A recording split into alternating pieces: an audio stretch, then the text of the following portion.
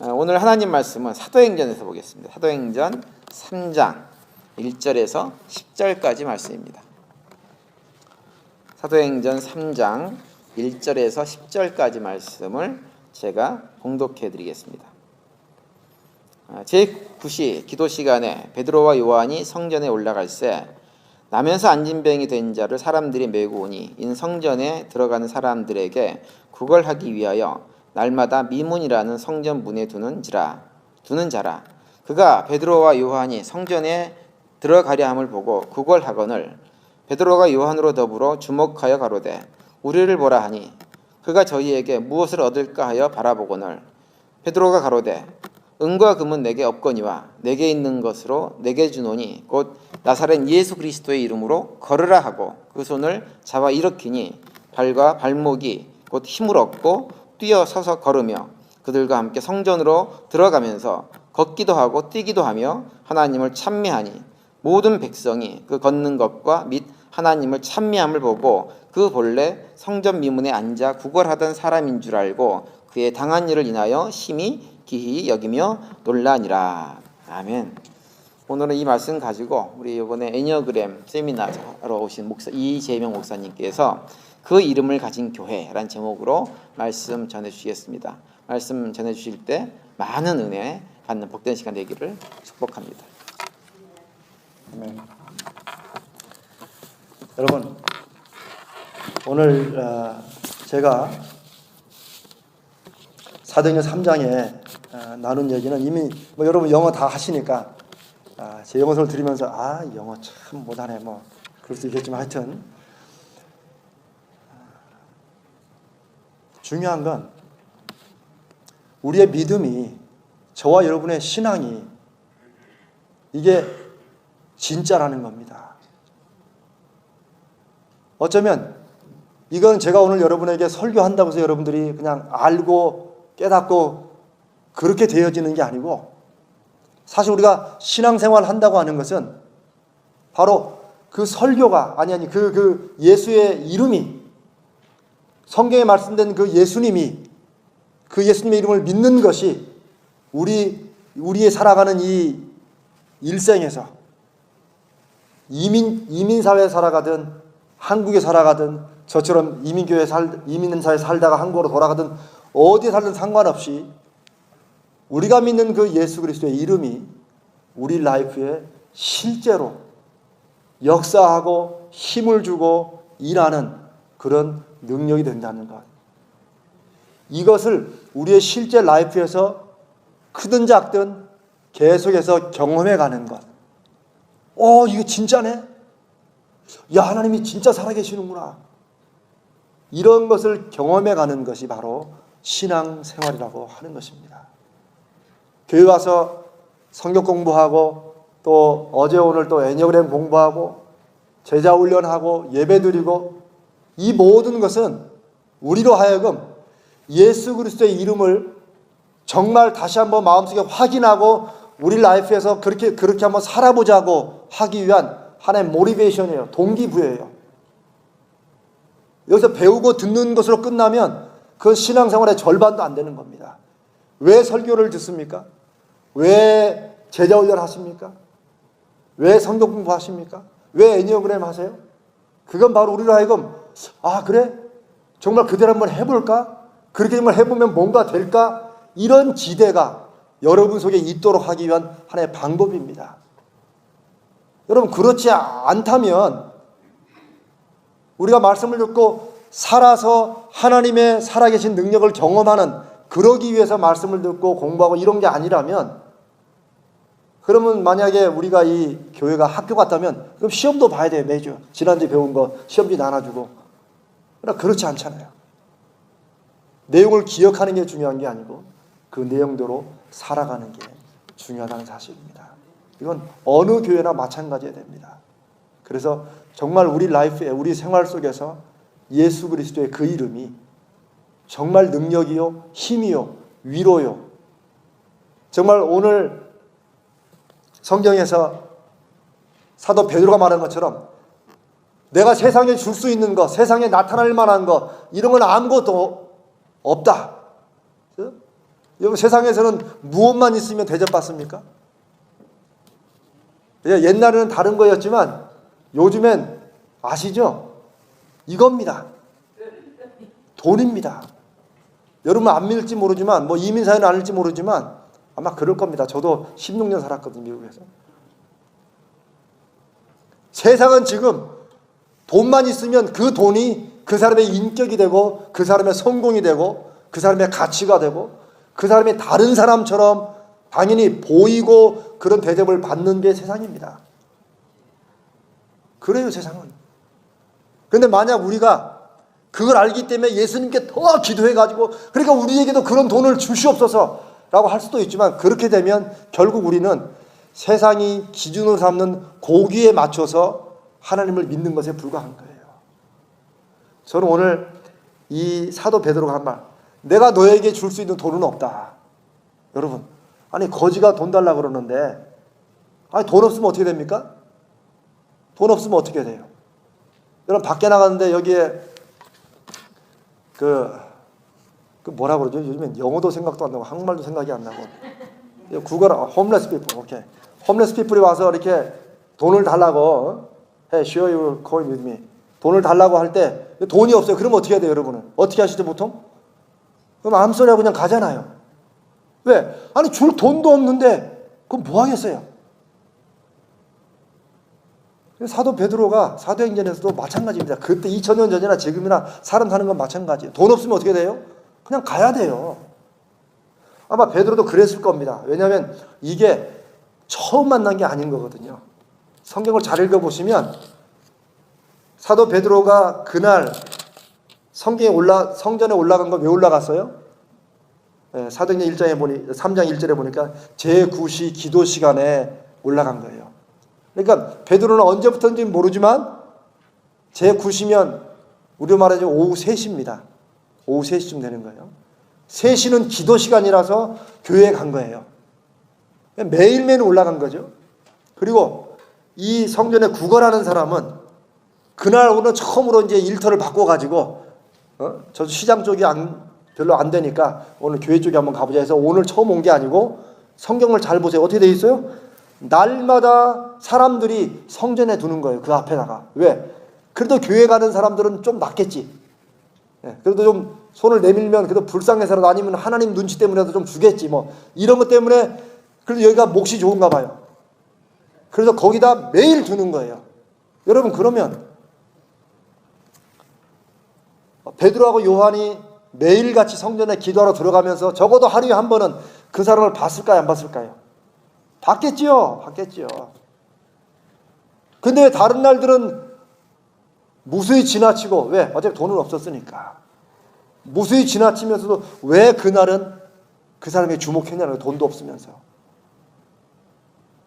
제가 여러분과 오늘 나누고 싶은 얘기가 많지만 오늘은 그냥 저는 그 하나에만 포커스를 두고 말씀을 나누고 마치려고 합니다.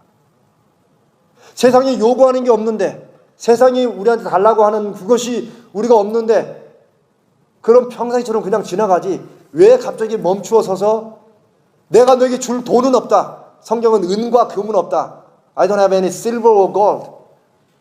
그게 돈이죠. 그런데 내가 가지고 있는 것 당신은 아직까지 몰랐지만 당신은 그게 별로 필요하다고 생각할지 모르지만 필요하지 않다고 생각할지 모르지만 내가 이제 더 이상 그냥 지낼 수가 없고 나에게 있는 걸 당신에게 주고 싶다. 그게 뭐예요? 그건 예수 그리스도의 이름이라는 거예요. 예수 그리스도의 이름으로 일어나 걸어라. 베드로에게 무슨 일이 일어난 걸까요? 왜 그전까지는 그냥 지나가다가 왜 갑자기 그날 왜 그럴까요? 여러분 우리말로 왜 필링이라는 거 있죠. 필이라는 거 있죠. 그렇죠? 한국에서는 요즘에 말이 한국말과 영어를 막 섞어가지고 이상하게 했어요. 필이 꽂힌다. 꽂힌다는 한국말인데 필은 또 영어예요. 하여튼 가보니까 이상한 콩글리시를 많이 써요. 필이 꽂힌다. 우리말로 마음이 갑자기 이렇게 뭐 때문에 좀 동기를 받으면 마음이 좀 움직이면 뭐 한다 그런 말인데 그걸 필이 꽂힌다 그래요.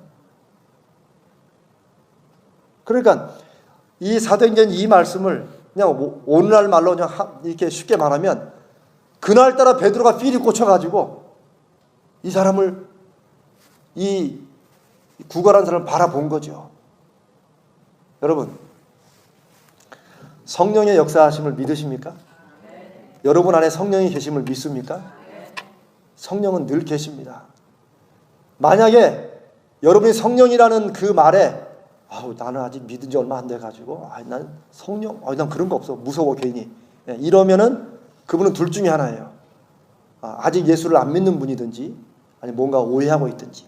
왜냐하면 성경은 분명히 말하기를 누구든지 성령이 임하지 않고는 성령에 의하지 않고는 예수를 그리스도라고 고백할 수 없다고 말하는 거예요.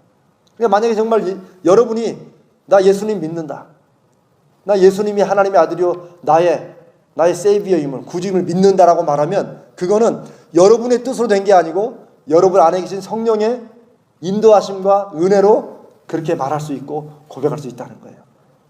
다 여러분은 성령이 여러분 안에 계십니다. 그런데 늘 성령의 역사하심과 은혜로 우리가 늘 살아가야 되는데도 불구하고 어떨 때는 안 될 때가 있다는 거예요. 베드로도 마찬가지였죠. 근데 갑자기 어느 날 성령께서 베드로에게 멈춰서 그 사람을 보라고 하신 것 같아요. 우리 말로면 갑자기 필이 이상하게 꽂힌 거예요. 갑자기 좀 내 마음이 이렇게 꽂힌 거죠. 여러분, 그게 중요합니다.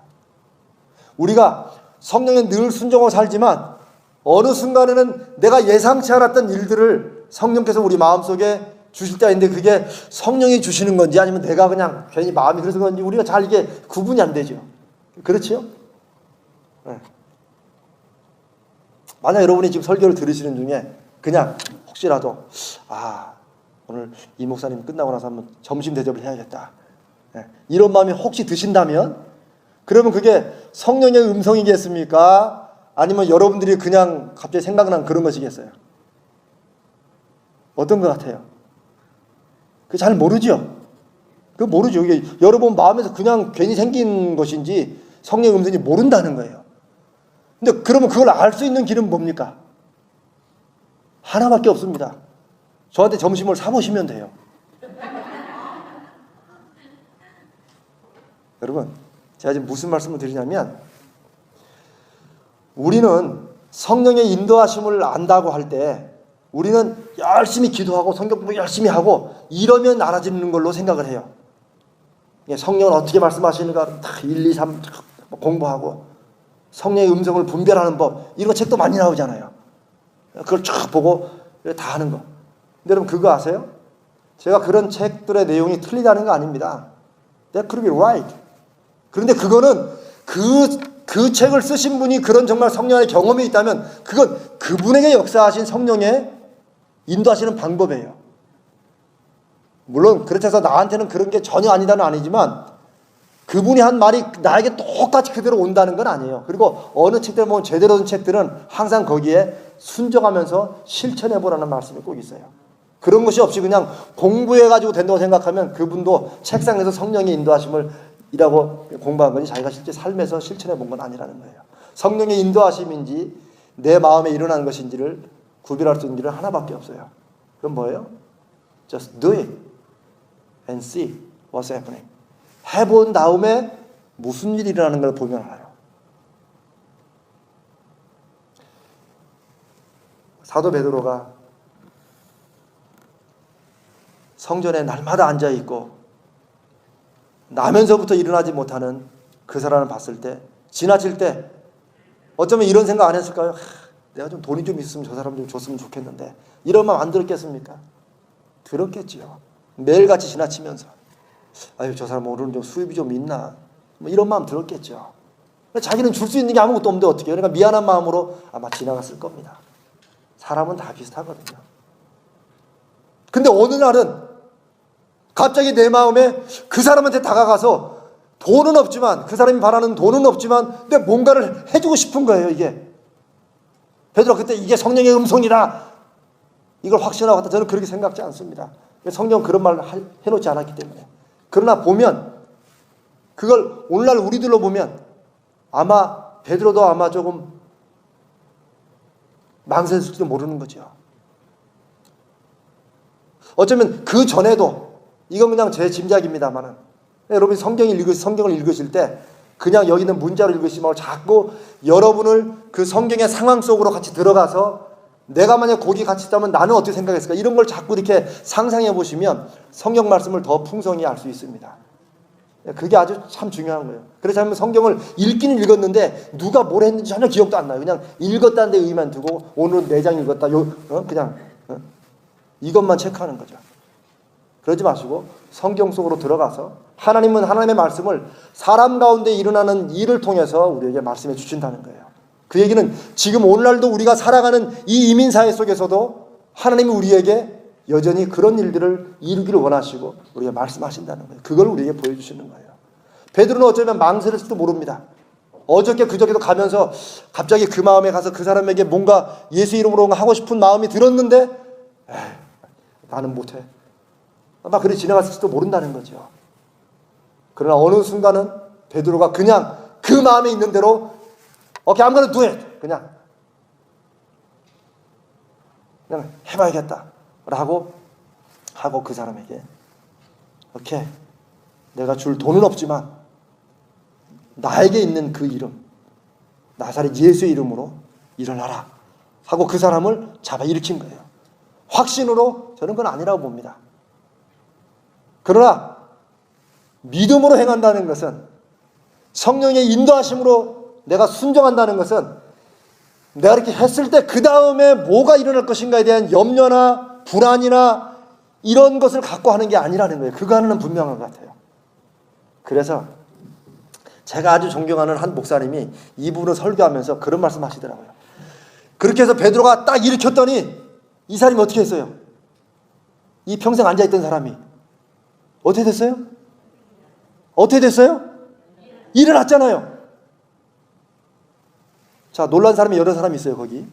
그 일을 보고. 자, 베드로가 더 놀랐을까요? 그 일어난 사람이 더 놀랐을까요? 주위에 구경한 사람이 더 놀랐을까요? 주변 사람이 놀랐을 것 같아요? 또요. 한번 여러분이나 생각해 보세요. 누가 더 놀랐을까요? 예, 저도 뭐 정답은 아닙니다. 베드로가 더 놀랐을 것 같아요. 제가 지금 드리는 이 말씀이 여러분이 무슨 의미인지 여러분이 공감이 되신다면 이게 제가 아까 말씀드린, 제가 우리 자녀들하고 나눈 것처럼 이게 첫 번째 기적이에요. 예수님이 아니라, 예수님도 안 계시는데 제자들만 있을 때 제자들이 행한 첫 번째 기적이에요. 그리고 제가 이 기적이 중요한 것은 왜 그랬어요? 예수님이 하신 말씀의 약속, 나를 믿는 자는 내가 하는 일을 저도 할 것이요 내가 한 것보다 더 큰 일도 할 것이다 라는 그 약속을 예수님이 그 말씀했을 때는 아무도 안 믿었어요. 제자들도 안 믿었고 부활도 안 믿었는데 그러고 난 다음에 예수님이 40일 동안 부활해서 그들과 함께 하시고 가르치신 다음에 승천하신 다음에 성령을 받고 난 다음에 일어난 첫 번째 기적이라는 거예요. 아직 아무 일도 안 일어났어요. 해본 적도 없고. 근데 정말 그 사람을 잡아 일으켰을 때 이 사람이 날 때부터 안진병 사람이 일어나는 걸 보고 그 사람도 놀랬겠죠. 일어나지네. 구경하는 사람도 놀랬겠죠. 그러나 베드로도 분명히 놀랬다는 거죠. 놀랬을 거라는 거죠. 왜냐하면 자연적으로 상식적으로 생각할 때 여러분, 베드로가 그 전날 집에서 연습했겠습니까? 일어나 걸어라, 일어나 걸어라, 이거 연습했겠어요? 아니면 동네 다른 사람들, 아픈 사람들 놓고 예수 이름으로 나아라 해서 보니까 이거 좀 낫네, 야 최소한 감기는 낫는 거 보니까 뭐 되겠다, 이렇게 연습하고 했겠습니까? 그건 아니라는 거죠. 성령의 역사하시면 뭐 이렇게 우리가 연습해가지고 기적을 일으키고 그런 건 아니죠.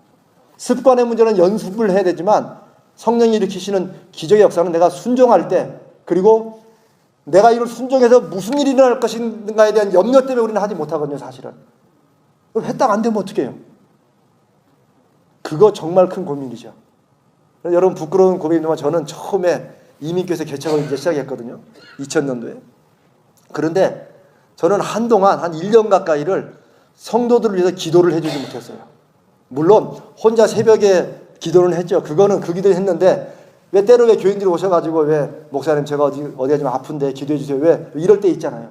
근데 저는 기도를 못했습니다. 그때마다 저는 그러세요 집사님 그 어디 아프신지 말씀해 주세요. 쭉 듣고 나면 그럼 제가 기도해 드릴 테니까 지금이 아니고 제가 기도할 테니까 알겠습니다. 돌아가세요. 네. 이렇게 했지 거기다 대놓고 뭐 손을 어디 뭐 어깨에 대고 저는 그런 기도를 못했어요. 근데 왜 그랬는지 이해가 되세요? 겁나서. 기도했는데 기도를 했는데 아무 변화나 반응이 없으면 어떻게 해요?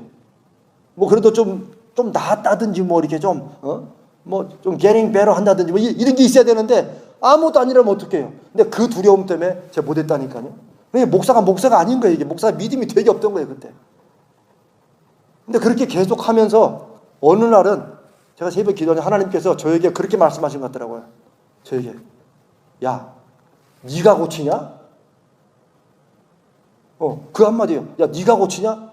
가만히 생각해 보니까 맞아 이게 내가 고치는 게 아닌데 나는 꼭 내가 고치는 것처럼 내가 기도했다가 안 났으면 나한테 올 창피나 이것 때문에 내가 이걸 못하는 건 그럼 내가 하나님을 믿는 게 아니지. 그리고 여러분 정말 내가 아니고 하나님이 역사하신다고 믿으면 내가 할 때마다 무슨 일이 일어나야 됩니까? 아니면 내가 할 때마다 상관없이 하나님이 기뻐하실 때 무슨 결과가 일어나겠습니까? 어떤 쪽입니까? 하나님이 일으키신다면 당연히 두 번째죠. 그렇죠? 근데 우리는 첫 번째처럼 돼야지만 할 수 있다고 생각하는 거예요. 내가 뭔가를 할 때마다 역사가 일어나야 내가 뭘 할 수 있다.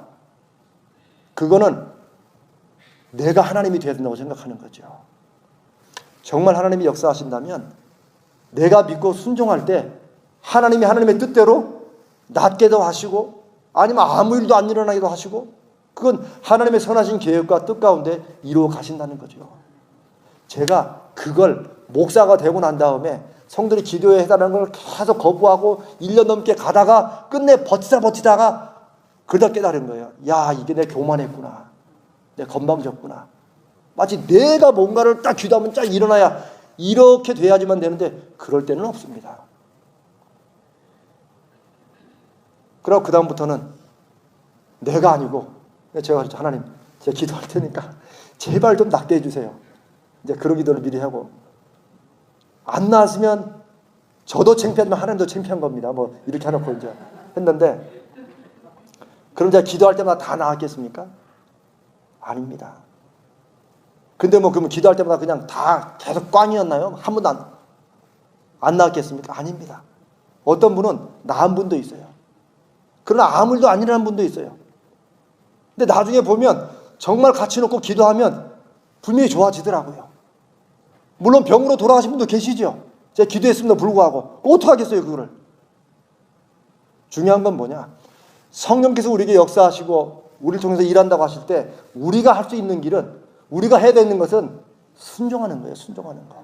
그 결과는 내가 아니라 하나님이 책임지시고 하나님이 일하시니까 나는 양심에 순수하게 나를 드러내 보이기 위해서가 아니라 나의 어떤 인간적인 목표나 목적을 위해서가 아니라 하나님이 하라고 하시니까 내 마음이 자꾸 감동이 되고 그러면 그냥 순종한다는 거죠.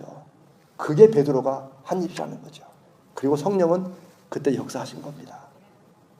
이 말씀은 그래가 여러분도 그냥 나가서 기도만 하면 다 안진뱅이도 일어난다 이 얘기를 말하는 게 아니에요. 그 얘기는 예수님의 약속은 반드시 우리 삶에 그대로 이루어진다는 그 첫 번째 기적을 사인으로 보여주시고, 여러분 아세요? 사도행전을 보면 이후로는 무지무지한 일들이, 기적들이 일어납니다. 얼마나 큰 기적이 일어나냐면 심지어 나중에 보면 사람들이 베드로가 지나가잖아요. 그러면 그 베드로가 지나가는 그 그림자 있잖아요. 여러분 서양의 그림자는 길잖아요. 또 그나마. 그러면 막 그 그림자라도 이렇게 어디 아픈 사람들 막 머리라도 그림자 지나가게 하려고 이 정도였다는 거예요. 이 정도. 그런데 사도행전 3장 우리가 오늘 읽은 10절 이후에 보면 베드로는 그걸 알았어요. 이게 자기가 하는 게 아니라 하나님이 하시는 거라는 거예요. 이걸 알기 때문에 사람들이 막 그걸 놀래가지고 베드로에게 막 놀래가지고 막 자기도 해달라고 막 우 달려드니까 베드로가 뭐라고 하는 줄 아세요? 12절에 베드로가 사람들이 자기에 몰려오는 것을 보고 백성들에게 말하되 이스라엘 사람들아 이 일을 왜 놀랍게 여기느냐, 이 일이 우리 개인의 권능과 경건으로 이 사람을 걷게 한 것처럼 왜 우리를 주목하느냐. 무슨 말인지 아시죠? 베드로는 아니 이걸 왜 내가 한 것처럼 나한테 오느냐. 이건 내가 아니라는 거예요. 내가 아니고 이 성령이 역사하시는 거라고. 그러니까 베드로가 아까 더 놀랬다는 말이 성경적으로 이해가 좀 되지요. 그리고 그 다음부터는 엄청난 일이 일어납니다.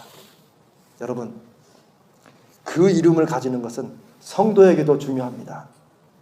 그 이름의 능력과 그 이름에 대한 믿음이 있을 때 우리는 정말 성도의 삶을 살아가는 것입니다. 교회도 마찬가지입니다.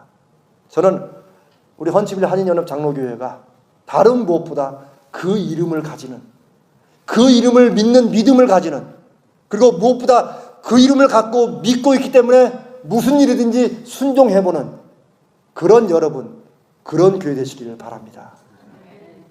이 시대에 믿는 사람들 무진장 많지요. 믿는 교회 굉장히 많습니다. 화려한 교회를 지은 교회도 있습니다.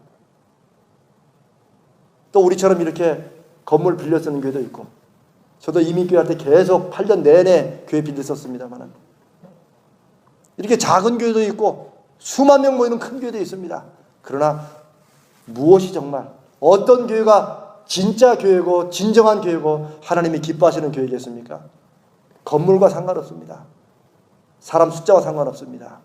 그 이름을 믿고 가지고 그 이름에 순종하는 교회입니다. 건물 크다고 욕먹고 그건 교회가 아니다, 그건 주식회사, 이런 것도 없습니다. 작다고 다 좋은 교회가 아닙니다. 크고 작음에 상관없이 그 이름을 가지고 순종하는 사람들이 모여 있느냐, 그리고 함께 교회가 한 믿음의 공동체로 그 이름에 순종하려고 하느냐, 거기에 교회의 진정성이 달려 있습니다. 이제 제가 한 가지 예화만 드리고 오늘 말씀을 마치겠습니다. 순종이 능력입니다. 제가 어느 책에서 오래전에 읽은 건데 너무너무 이게 제가 이 예화가 너무너무 가슴에 와서 제가 늘 이 얘기를 합니다. 순종을 얘기할 때는 이게 실제 미국의 어느 교회에서 일어났던 일이라고 합니다. 어느 날 주일 오후였습니다. 주일 오후에 예배를 드리는데, 여러분 여기도 주일 저녁 예배 드리는 교회들 많죠. 한국도 요즘은 주일 저녁 예배를 안 드리는데 미국의 특별히 이 근방에는 주일 저녁 예배 드리는 경우가 많은가 봐요. 어느 주일 저녁에 예배를 드리는데 갑자기 한 성도의 마음속에, 지금 이렇게 설교를 이제 하는데 갑자기 성도의 마음속에 어떤 음성이 들리는 거예요. 지금 교회 가운데로 나가서 팔굽혀펴기를, 푸시업을 10번을 해라. Do push-up 10 times. 이게 이제 지금 설교하는데 그 마음에 한 성도의 마음속에 들린 거예요. 여러분 같으면 어떻게 하겠어요? What would you do? If Holy Spirit says, go out and do push-up 10 times in the middle of sermon. Would you do that? 여러분 같으면 하시겠어요? 세영아, are you gonna do it? Sure? Well, okay, good.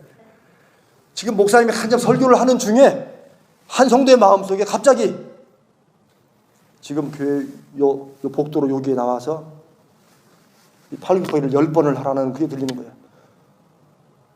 이 성도가 생각이, 미쳤나, 내가 지금 갑자기 무슨 소리를 하는 거야. 그렇죠? 당연히 그렇죠. 무슨 설교지 뭐 다른 걸 하라는 것도 아니고 팔굽혀펴기하고 설교하고 무슨 상관이 있어요. 그래서 자꾸 그거를 이렇게 거절하는데도 자꾸 그 마음이 나오는 거예요. 자꾸도. 이거는 마귀의 마음이라고 자꾸 이걸 부인하려고 하면 할수록 자꾸 그런 마음이 또 생기는 거예요. 어떨 때는 너무 이게 이 마음이 강하니까 이 성도가 이제 어쩔 수 없는 거예요. 이제. 목사님이 한참 말씀을 전하시는데 부시 일어나더니 마치 유령처럼 옆으로 쑥 나와서 앞으로 나오더니, 그러니까 사람들이 이제 설교는 듣지만 뭐 하겠어요. 다 목사님 설교하면서 저 사람이 왜 나오나 볼 거 아닙니까? 여기 딱 하더니 팔굽혀펴기를 10번을 하고 자리에 들어간 거예요. 이 사람도 그거 할 때는 하고 나서 뭔가 엄청난 일이 일어날 줄 알았는데 아무것도 일어나지 않아요. Nothing happens. 막 옆에 있는 와이프는 막 눈을 막 이렇게 치켜뜨고 이 사람이 막 이러고 있는데 혼자 거기서 이제 가만히 이렇게 앉아 있는 거예요. 그 설교만 끝나면 빨리 도망가려고 이제 이거 완전히 지금 엄청난 거 아니에요. 지금 목사님 설교하는 중에 지금 이거 뭐 지금 분위기가 지금 싸해진 거예요. 지금 이상해진 거예요. 지금 그러니까 이 사람이 혼자 앉아 있다가 설교만 끝나면 빨리 나가야지.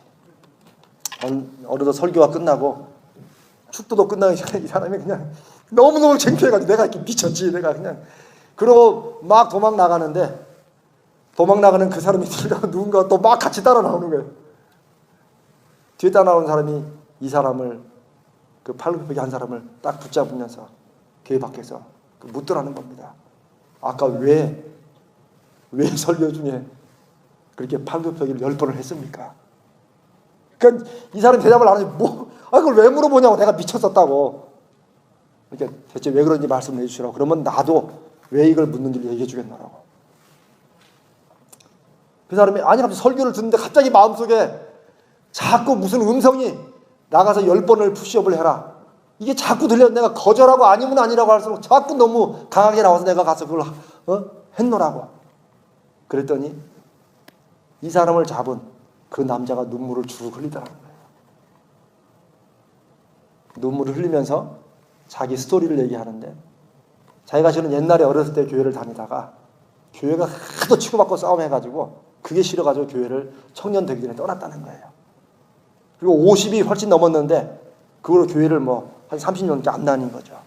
그리고 자기는 세일즈맨인데 여기저기 이제 전국을 다니면서 차 타고 다니면서 세일즈맨인데 어느 날 주일날도 예배도 안 드리고 이제 주일 저녁에 이렇게 이 근방을 지나는데 갑자기 마음속에 30년 만에 처음으로 마음속에 하나님의 어떤 그 음성처럼 내가 너와 함께한다. 내가 살아있다. 그런 마음이 자꾸 갑자기 들더라는 거예요. 그러니까 운전하면서 갑자기 지금 무슨 소리냐고. 지금 이게 뭐야 이러고 있는데 자꾸 내가 살아있다. 내가 너와 함께한다. 이런 마음이 자꾸 들리라는 거예요. 그러면서 그 교회 근방을 지나가는데 갑자기 이 사람 마음속에 하나님이 살아계시면 뭐가 살아계셔.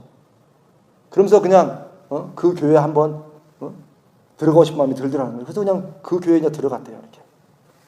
그래서 뭐 하나 이러고 이제 보는데 갑자기 계속 마음속에 예배는 진행되지만 자기는 이미 교회를 떠나고 자기는 하나님과 상관없는 사람이었으니까 그냥 우연히 그냥 뒷자리에 그냥 앉아있는데 자꾸 마음속에 똑같은 말씀이 나는 살아있다. 너와 함께한다.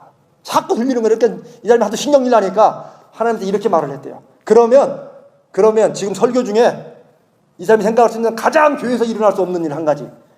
그러면 설교 중에 누군가 나가서 어떤 교인이 나가서 저 가운데 가가지고 이 팔굽혀펴기 10번을 하면 그러면 하나님이 살아계신 줄 믿겠다고. 그러니까 자기가 교회 내에서 설교 중에 일어날 수 없는 그 한 가지 아닙니까? 그러면서 팔짱을 딱 이렇게 이제 앉아 있는 거예요. 근데 갑자기 한 사람이 부시 일어나더니 그거 나오더니 팔굽혀펴기 10번을 하고 자리에 들어가더라는 거예요. 여러분, 이런 일들이 자주 일어나는 건 아니겠죠. 그러나 하나님 앞에 순종할 때 나의 순종함이 당장 눈에 보이는 어떤 결과가 안 일어나도 분명히 하나님이 역사하신 일들이 기독교 역사상 수없이 반복되고 있다는 겁니다. 아마 여러분도 이런 비슷한 수많은 기적의 얘기들을 많이 들으셨을 것입니다. 저는 제 라이프에 아주 중요한 제 개인적인 어떤 그런 신앙에서나 목회 삶에서나 또 제가 교인들에게 강조하는 것도 이제는 다른 사람의 간증만 듣는 인생 이제 그만하자는 거예요. 이제 여러분도 많이 들으셨잖아요. 오늘도 또 들으시고 이제는 간증을 듣는 인생이 아니고 간증을 하는 인생이 되자는 거예요. 왜? 하나님은 똑같이 살아계시니까. 왜 누군가에는 말씀하시고 나한테는 말씀 안 하시느냐? 그게 아니라는 거예요. 하나님은 말씀하시는데 우리는 그걸 그냥 갑자기 내가 미쳤나? 왜 이런 생각이 들고 그래? 그냥 나는 내 마음속에 드는 생각쯤으로 알고 그냥 무시하고 지나가는 이런 일들이 수없이 인생에도 많았을 거라는 거죠. 갑자기 누군가를 만나서 점심을 사주고 싶다. 생전 연락도 안 했는데 내가 갑자기 전화를 해주고 싶다. 에이, 말지. 여러분 하루에도 수십 번씩 그런 생각들이 났다가 없어지잖아요. 저는 그렇게 났다가 사라진 모든 생각들이 다 하나님이 뭔가를 이루시려고 하는 것이라고 저는 이렇게 말씀드리지는 않겠습니다. 그러나 그걸 알아볼 수 있는 길은, 확인하는 길은 하나밖에 없는 거예요. 해보는 거예요. 저는 인생에 작지만 그런 경험들을 몇 번 합니다. 어떤 때는 꽝도 많아요. 아무것도 아니야. 그러면 그냥 그럼 밥 산 거죠. 뭐 밥도 사주고 그냥 좋은 일을 한 거죠. 그런데 나중에 보면 어떤 일은 놀랍게도 옛날에 했던 그 이름 없는 아무것도 아닌 그거 하나가 나중에는 그 사람에게 somehow 우리가 로마서 8장에서 아는 것처럼 하나님을 사랑하는 자 곧 그 뜻대로 부르심을 입은 자들에게는 모든 것이 합력하여 선을 이룬다. 그런 것처럼 하나님이 역사하신 것을 보게 되기도 한다는 거죠. 하나님이 일으키시는 기적은 단지 12사도에게만 주신 약속이 아닙니다. 내가 세상 끝날까지 너와 함께 하리라고 하신 그 약속은 오늘날 저와 여러분에게도 동일하고 앞으로도 그럴 것이라는 것입니다.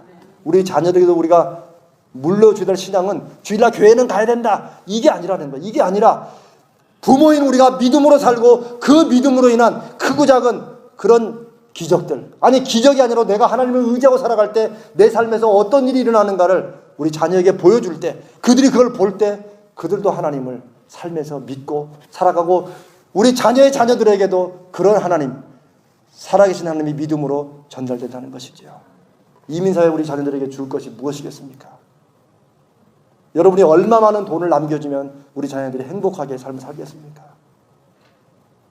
그 이름 예수 그리스도 그 이름 그림을 믿는 믿음 그림을 믿고 순종하는 그 마음 그 순종을 통해서 나타나는 우리 삶의 크고 작은 아름답고 행복한 일들 기적들 그것을 물려주고 넘겨주는 것이 우리 부모의 가장 중요하고 당연한 저는 사명이요 책임이라고 믿습니다. 하나님께서는 저와 여러분에게 늘 설교 중에 팔굽혀펴기 하라고 이런 식의 메시지만 늘 주시는 않을 겁니다. 거의 뭐 이런 건 인생에 없을 수도 있습니다. 그러면 그런 것도 순종하는 사람이 있다면 그보다 아무것도 아닌 작은 일들에 그 작은 선한 일들에 순종하지 못한다면 그건 말이 안 되잖아요. 그렇죠? 여러분 오늘 이후로 여러분 마음속에 하나님께서 무언가 선한 마음 아무것도 아닌 일상의 작은 일들이 우리 마음에 떠오르거든 혹 성령이 이렇게 말씀하시나 확인하려는 마음으로 한번 해보시기를 주님의 이름으로 부탁드립니다. 해볼 때 하나님이 일하시는 것을 알 수 있고 그렇게 내가 해봤는데 아무것도 아니고 해볼 때 못하고 이런 것들을 자꾸 경험하다 보면 이제 여러분이 그때는 아십니다. 아 하나님이 말씀하시는 거다 아니면 내가 그냥 마음에서 일어나는 거다. 이거는 해보는 사람만이 분별할 수 있습니다. 우리 사랑하는 이 헌치빌 연합장로교회가 그 이름을 가지고 순종하여 열매를 맺는 복된 성도와 그런 성도들이 모인 복된 교회 되시기를 주님의 이름으로 축복합니다.